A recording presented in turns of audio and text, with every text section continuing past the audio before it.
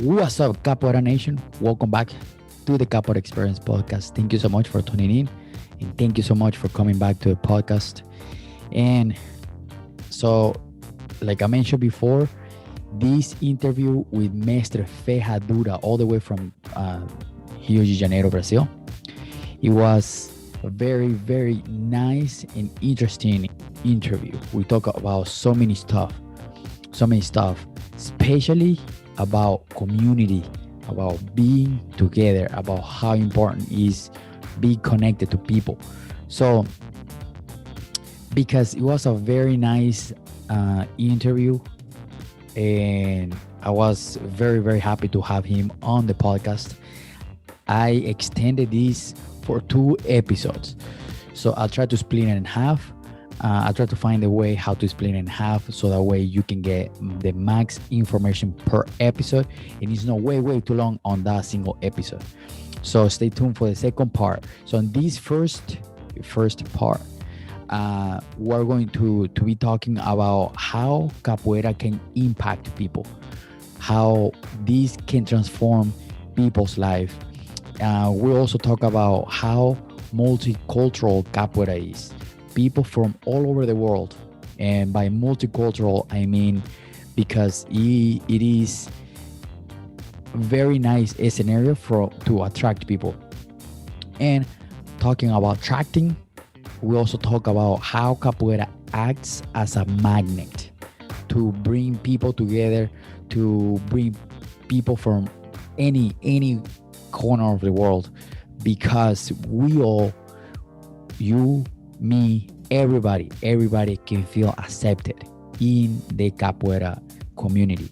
So this is a people's community, is us, is a martial arts form, cultural, anything, however you want to call it, but it's about people. And again, it's kind of interesting that as I talk to him, as I develop the conversation with him, we also agreed on the entire podcast that this art, this community is about people. I'm pretty sure you heard me before saying this, but this connection is about people. This connection is, this art form is to connect us, not to break us apart. So be tuned and be connected to this conversation, because it's very, very interesting. It's very, very important for us to see how other people, especially masters, talk about community and be united. Doesn't matter how you look like, where you're from, your group, your capoeira style. It's about us. It's about you. It's about me. It's about them. It's about everybody. Okay. So I got super excited. So this episode is super, super cool. It's super nice information there from Mestre Ferradura, all the way from Brazil. So I'm super, super happy to have him on this episode. Please stay tuned, pay a lot of attention, and stay tuned for next episode for next week, because it's going to be the second part and the second, the second part. So stay tuned there, okay? Remember, stay united. Keep supporting your school, and keep loving people. This podcast is for everybody. This podcast is for you. If you are listening to this, I very, very appreciate you. I'm very humble for you to be listening to this, to be listening my beautiful voice. So to be listening to the experience of any capoeirista that come to the podcast. If you are listening, don't be afraid to reach out, because I want to listen to your experience. Okay, I want to learn from your experience, and I think the community can learn from your experience too. Okay, I don't care you're day 1 or 100 years doing capoeira. Let's connect, because we're people. We're one.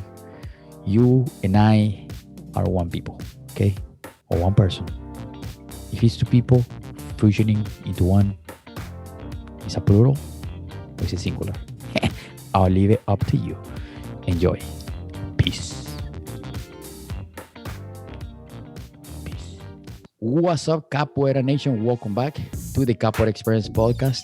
This is your host, Instructor Kashishi. And today, I'm very, very happy and very honored to have this amazing guest. He's a pedagogue, president of the Brazilian Institute of Capoeira Education, and also director of the project Brincadeira de Angola. He has amazing projects. I think helping so many life in Brazil, making a very amazing impact in people's life through capoeira, which I think all of us can probably relate a little bit with this. And one of many of his projects, or a few of his projects, are Capoeira Jihua, which provides capoeira classes to homeless people. We also have Santa Clara Project, which serves hundreds of children from economically disadvantaged. We have the Benjamin Constant Project, a federal school that specializes with visually impaired children. And we also have the Capoeira Namare Project that helps neighborhood with some I think it's probably, I'm pretty sure by now, it's probably over 100,000 inhabitants in the north zone of Rio de Janeiro.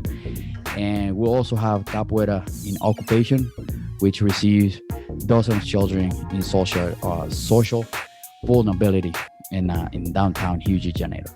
And let me introduce you with a big honor, and please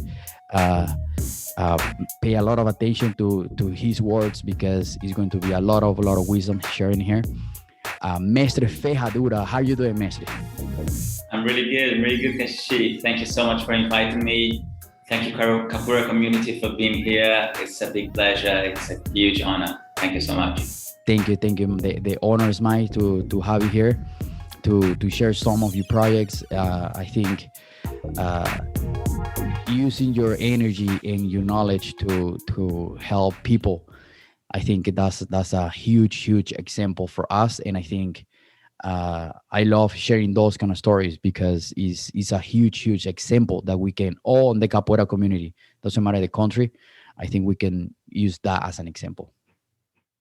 Yes, definitely. We with capoeira, I feel that we have a history, we have a background of socially involved people since its roots. Yes. Because in a way, capoeira starts with people in a very vulnerable situation, in facing the state violence. And if we think about the situation, the environment, the background in which capoeira was developed over the centuries, we also see that these people are always involved in teaching or interacting with socially disadvantaged people. And nowadays, not any different. We still have projects going on all around Brazil, even though capoeira became more of a sport or more of a physical activity, more of a mainstream phenomena in a way, but it still has its roots in the favelas and the slums, in the disadvantaged areas. And you still see that some of the best players, some of the best teachers, some of the best masters are people who came from these communities, many of them who were part of social projects themselves, either by being instructors, learning with their masters inside the social projects, or simply by being in the streets and interacting with other capoeira people. It's recurrent throughout Brazil. The stories of people who made their lives better, or even made their lives possible 100%. Through being in a capoeira environment.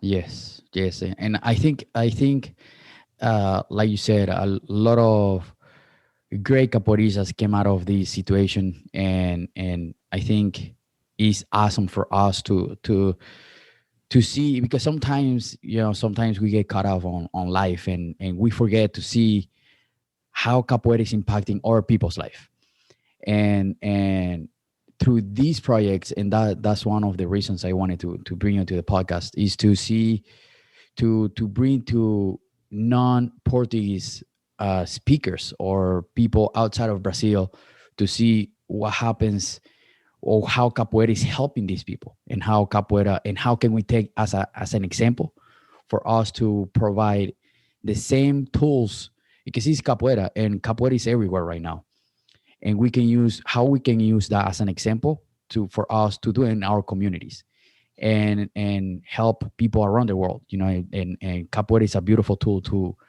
help many people, many life, and he helped me. It still helps me until today's days. And deeper I get into capoeira, I can see how much it can help me even more. It's very multicultural nowadays. Yeah. Capoeira has widespread in such a way that you get people like, let's see your own case, you're from Venezuelan origins, right? Yes. And did you learn capoeira in Venezuela or in the United States? Venezuela. I moved to the US when I was already 26 years old. Okay, so you see, you were into a Brazilian culture in Venezuela, which is not a very open country. Yes. And where capoeira is not a mainstream activity. When you get to the US, there is an environment, a capoeira environment there, which welcomes you. Yes. And you can fit in because you're part of a Brazilian culture. Yeah. Prior to being accepted in the United States by the American culture, you get accepted or incorporated by the capoeira culture, which is not made of Brazilians. Capoeira people in the United States are not Brazilian in general. Yeah, they're mostly either American or foreigners from all around. Capoeira has this ability to attract, like a magnet. It attracts people from different backgrounds all over the world. You don't see a capoeira school all around the world without a foreigner. Yeah, it's a very it's a very fundamental aspect of capoeira to embrace people from different backgrounds, from different origins, and maybe people feel accepted in that environment, and that's why they look to be there. And they look to be with people who think differently. In general, capoeira it's never a mainstream culture. So you get people who don't really fit in the mainstream society anyway. So people who are not so much into consumerism, people who are not so much into mainstream activities end up looking for capoeira, and there is a sort of a tribal community. Yes. All around the world. It's like it's widespread all around the world, but it holds the same principles and concepts. 100%. Yeah, and I love to every time I talk to everybody, and I focus so much that here on the podcast that capoeira is about people. It's about the human being, and from what I learned all these years is capoeira was made from people to bring people together, to find that human connection, and I think it's beautiful, and I think that's never going to be changing, because we need people. We need people to bring that energy to the heart, that we need people to train with, we need people to help, and it's just capoeira is such a rich environment for many aspects. Absolutely. Yes. It has this stereotypical aspects. It has the stereotypes that we need. There is the stereotype of this strong warrior culture, Yes. like that people need to feel united, like we have something to fight together. Yes.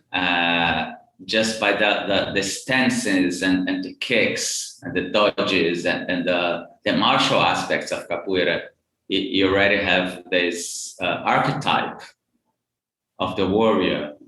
At the same time, you have the other archetypes of people, like the wisdom. There's always this wisdom, this underlying wisdom. It's not just about kicking each other in the face. Yeah. Yeah. There is something more to it. And there is so many other archetypical aspects that belong to all cultures, like cross-culturally around the world. You see people making music, people doing rituals in circles, people fighting and playing and having fun together in the small communities. And in Western developed countries, these kind of cultures have died. They have died off. Like, let's say, if there were Druid cults or Celtic cults that embraced the same principles of people being together in a circle, chanting, and people like sort of getting in a state of altered consciousness. Yes. By using or not using drugs or any kind of psychedelics to induce this state. That was very common in old times all around the world. But nowadays, you won't get to see it. It's something that it's just non-existent in Western cultures. And capoeira brings that back in a way, because it's a need. It's still a need. People still need to celebrate together, to be together. So maybe these are archetypical aspects of capoeira is what allows it to be all around the world, uniting people with a similar mentality. 100%. Yeah, I agree with that. And now I start touching a little bit into your work. What is a little bit of your background, like your studies, and what got you into studying deeper into capoeira? Well, I started capoeira very early. I was 15 years old, and during my first weeks of capoeira, I dropped out of school because I was so hooked to capoeira, and I couldn't really see a point in being in school. The school became pointless at this time. And then it wasn't much of a choice. I just had to do it. It's more like a path. I just had this vision that capoeira would be my future, my life. And that was in the very beginning. I can say it was in the very first day I saw a roda. And then from then on, it just happened as I knew. I had the vision. I knew what I wanted to do. It was just building the way to walk in that path. The path was there. I just needed to build the right tools, and that's like the physical tools, the mental tools. And as I also decided to study more about capoeira. For me to know what I was talking about, for me to know what I was doing, I got into this realm of multiple disciplines that needed to be studied. it's not like something that you can be specialized in. Capoeira is not something that you can be specialized. Like you need to be a generalist. Yeah. To be a capoeirista. Yeah. It's, so many. It covers so much. Yeah, we're like ducks. Yeah. We're not like eagles. No, like eagles are specialized birds and fly very high, hunt very specifically. And ducks are more like they dive, they swim, they fly, they walk. Yeah. But they're not very good at anything, right? Yeah. So that's the same as us. Very generic, yeah. We fight, we do acrobatics, we play music, but we're not very good at anything, really. We're not specialized. Yeah. And so having this understanding that there was so much to learn, including history, sociology, politics, anthropology, and so on, apart from the obvious skills that every capoeira should master, the physical skills, the musical skills, and the tactics, the strategic aspects of the game itself. Yeah. And also the being in the environment, it's something that takes a lot of time. Yeah, you go to rodas, you meet people, you play around. That takes time as well. It's sort of study. So in time when I started working with children, I was 18 when I started working with children. I was not much any different than them. Yeah, I was just sort of an older child. Yeah. And I just realized that people around me were starting to have huge respect for my work. And then I'm talking about the pedagogues, the doctors, the director of the schools, the parents, people who were way older than me, had a huge respect for the work that I was doing.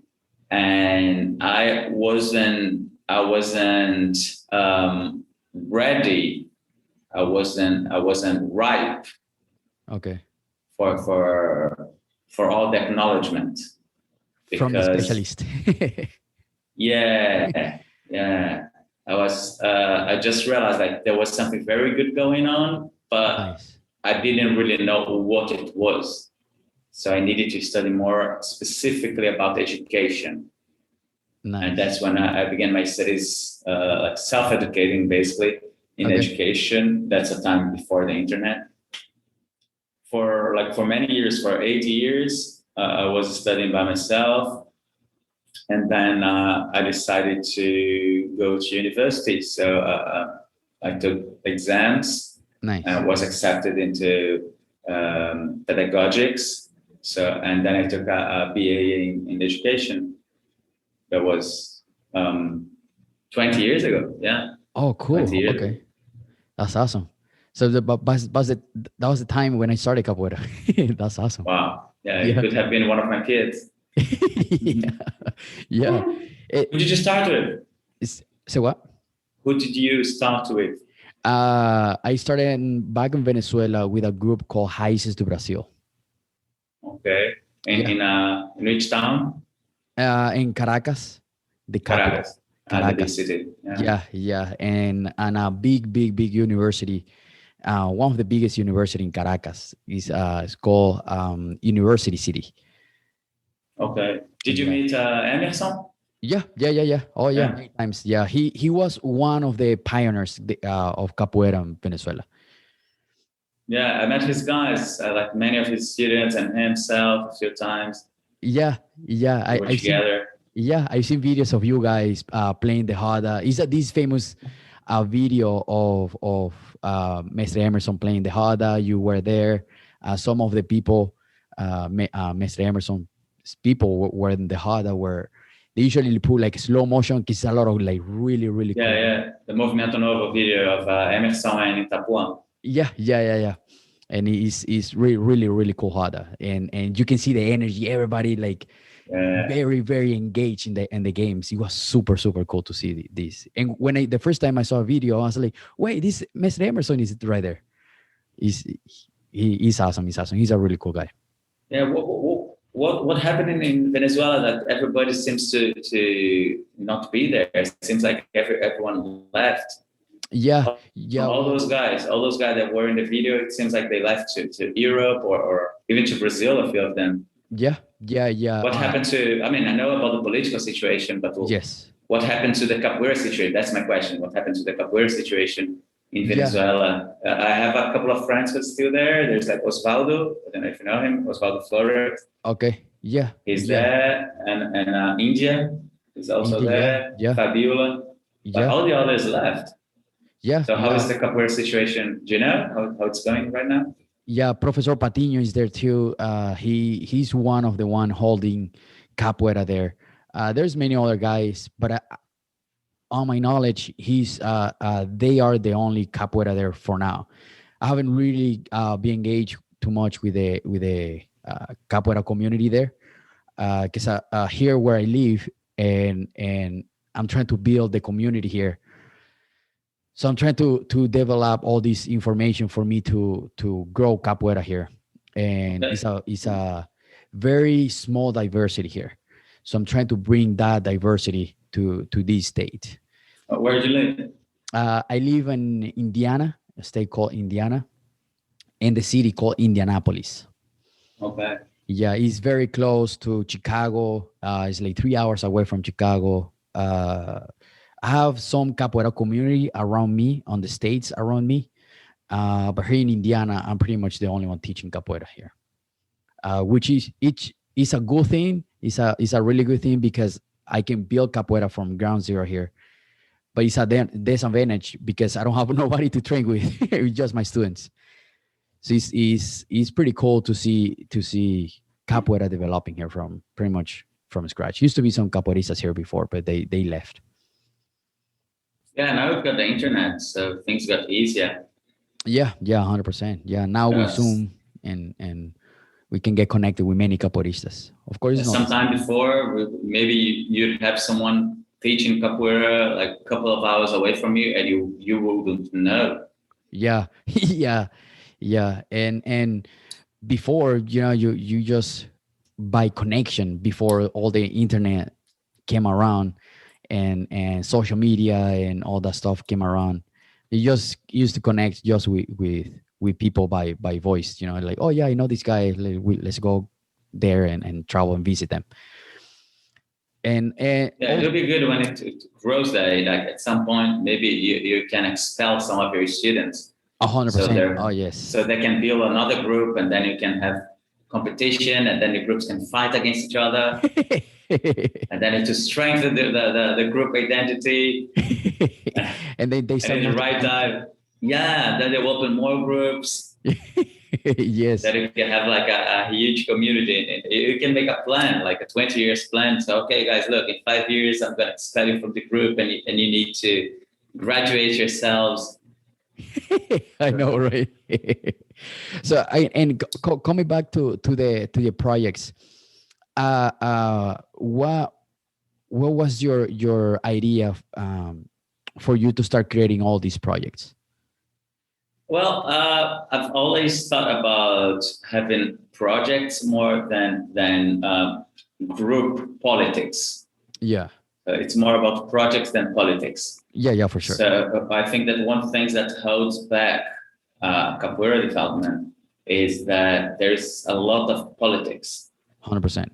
And if we think more about projects, they have a goal, they have a certain goal, and people can join in regardless of their group or their group identity. It's bigger than just the capoeira politics itself. The capoeira politics work for the inside. 100%. And it's a double-edged sword. Because in a way, it helps people create group identity.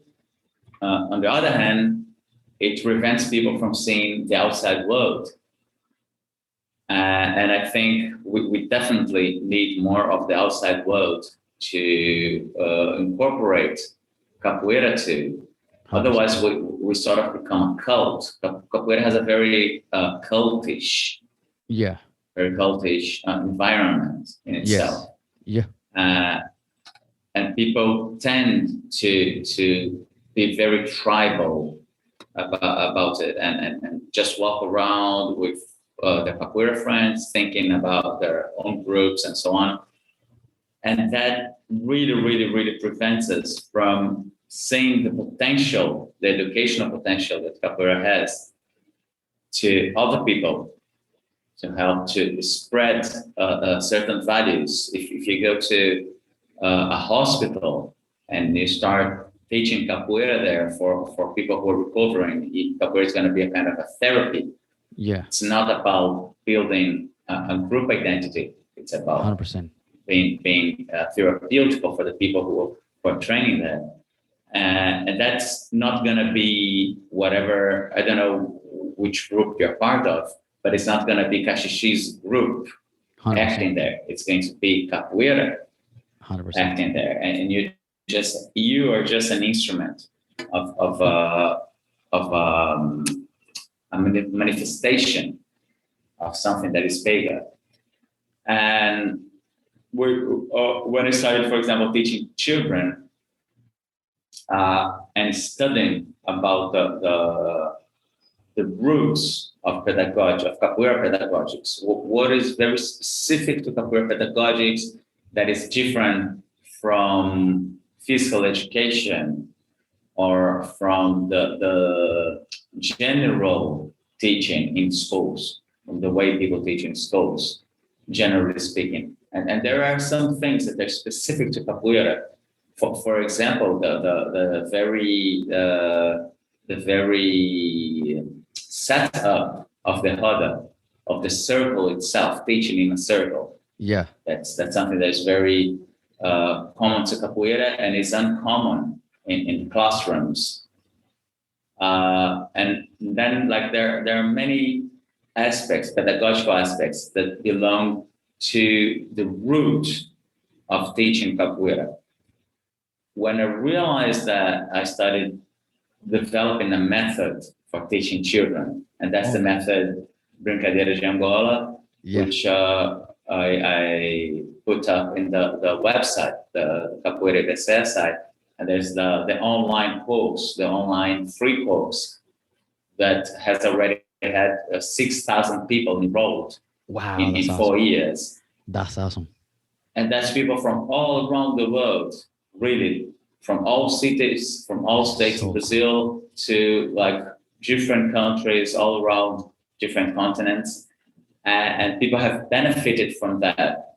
It's completely free, it's online, it has a good quality of work, and it's about what is common to every capoeira teacher instead of what is common to my specific group, 100%. to my specific vision of capoeira. Even the idea that we have something in common, uniting all capoeira people, it's in a way, it's a transgression for the tribal mentality. Yes. Which is like, my capoeira is this way and your capoeira is another way. Yeah. But not really. Like all people in capoeira, all groups share many different values 100%. and many different aspects. So if we forget the core aspects of what unites us and put it together and say, okay, these things can be worked by anybody in any country that is cross-cultural. You don't need to be a Brazilian. You don't even need to speak Portuguese. Yeah, 100%. To do that. And if we realize what unites us, what is common, and what develops people's potentials, so we have something that can be replicated all around the world, regardless of who is doing it. 100%. And that's my idea about the projects. All different projects, they have a similar mentality. So as long as we learn the core principles, Yeah, anyone can take part, anyone can do it wherever. It doesn't even need to be in Brazil. that's awesome. That's awesome. And what I really liked about this is like you mentioned, is about capoeira, right? It's not about like, I don't care how you look like, I don't care where you come from, I don't care what kind of group you are in, as long as you use capoeira for a benefit of people around us. And again, I mention all these on my podcast, almost every single episode, and of course different words, but is the same meaning of like, and again comes back to people, right? Is capoeira is about sharing what will help us to feel good, to any development that we need, how whatever it means to people, to through capoeira. And I think that that's a really cool uh, project. And if anyone is listening to this and you get a chance to go check those courses, 100% recommended, go there. I will put all the links in the descriptions of the videos of the podcast. You are going to find these links anywhere, and make sure you enroll to those courses, because I think you have 3 courses there, right? Yeah, there's the Brincadeira de Angola, which Okay. is despite the name Angola, it's not about Capoeira Angola. All right. Well, Angola refers more to a remark that all capoeira all around the world comes from the same Angola roots, the same 100%. Bantu, the same from the Bantu people of the central area of Africa, but it's not restrained, and it's not even about Capoeira Angola. It's about pedagogical principles that underlie all capoeira teachers. Nice. There is the music capoeira, which is about capoeira music, and there is the base system for adults, for teaching adults. So these 3 courses are there. I'm in a process of migrating the website and the courses to the org. We have a .org. We have an NGO which has been it's been now acknowledged by the United States. So it's just this week by the NGO source. Okay. We have we are now equivalent to an American NGO. Wow. So I'm in the process of migrating the courses to the NGO website, but both of them are at capoeiraidc.com or capoeiraidc.org. It's the same, and you can put both. Nice. Yeah, I'll put all those websites below, and any either the YouTube, if you watch the YouTube, or the podcast, the notes, or any on Instagram. I'm going to post this on Instagram, and it's going to go straight to Facebook. So make sure you go there, support the information, and go check it out. And you're gonna learn so much, and you're going to discover stuff that you didn't even know that you can go that way. So make sure you go there, check it out, and support good causes. And those projects. So you have a project that helps 100,000 kids. Is that right? 100,000? No. It's you're probably talking about Maré. Yeah. That's 100,000 people living in Maré. Oh, okay.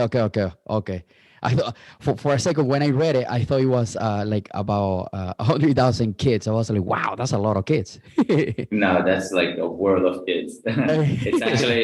It's just a few dozens of kids who do capoeira. Okay. Maré, it's an area in the north zone of Rio. Okay. It's a very densely populated area. There's a lot of people there. It's a place very struck by violence. There are gangs, fights all the time, shootings, wow, rifles, grenades. Yeah. and like it's like we're talking about like heavy armor Yeah. in Maré, but it's a place that it's so rich in culture. There is so much music. There is so many different capoeira groups. There are so many dance groups, theater, schools. There is so much going on there that people don't know. Yeah. And I'm not teaching there myself. The person who's teaching there is Lucas. Lucas, it's an amazing teacher. I'm sure you're going to hear about him in the next few years. He's only 25 years old, specialist in capoeira for people with disabilities, and he's a teacher in many different social projects in Maré, including the two biggest ones. That's Luta pela Paz and Lona da Maré. Nice. And it's like his work there is amazing. So I just support him, but he's responsible for all the work. I just go there and visit him, and we are together. But he's the guy responsible for it. He's not my student. He's an example of what I'm talking about when we're speaking about project and not politics. He is a member of Senzala, which is a big capoeira group with they use, for example, they use cords around the waist, colored cords and baxizados and all that. And I don't do any of that. I don't use cords. Like I'm identified with the Angola section of capoeira. Okay. And still, Lucas is part of the institute. He's one of the main teachers. And right now, if I were to appoint someone to be in my place on this position, it would be him, despite the fact that he's not my student and not part of my group. Yeah. As such. Yeah. So you even see, like in the videos, in like some of the videos, like my students who are teachers or students of different people who are students of friends of mine, they make the videos, the pedagogical videos together, and each one is using their own clothes many times, their own badges and uniforms and so on. So Maré, it's a place that I recommend everyone visiting. If you come to Brazil or to Rio de Janeiro, don't stay just in the touristy area. Yeah. Go to the favelas and check it out, check the projects. And Maré, it's a really, really good place. It's not 100,000 people, but when you get there and there's like 50 kids training, it feels like it's 100,000. All the energy on and all the screaming. Thank you so much for listening. Thank you so much for getting this far. Remember, please subscribe, give us a thumbs up on Facebook or YouTube. Please subscribe to the YouTube channel. This is going to help us and help me to get bigger numbers and bigger subscribers so we can give more information. Okay, please, if you're listening, I know you're listening, I know you're watching, please give me a subscribe, give me a like. Okay, I know you're watching right here or listening. All right, have an amazing day. Thank you so much for tuning in and listening every single episode, especially the episode we just did. All right, thank you so much. Peace.